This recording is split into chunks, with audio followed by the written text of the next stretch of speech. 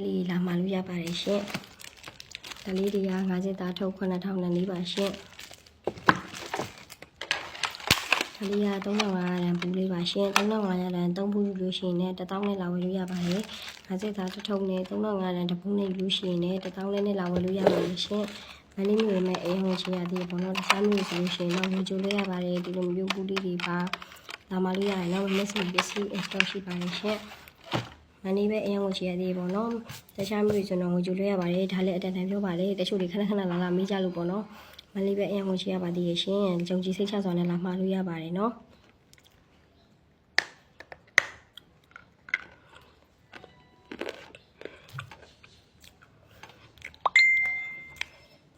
မလေးမျိုးရင်းဆိုလို့ရှိရင်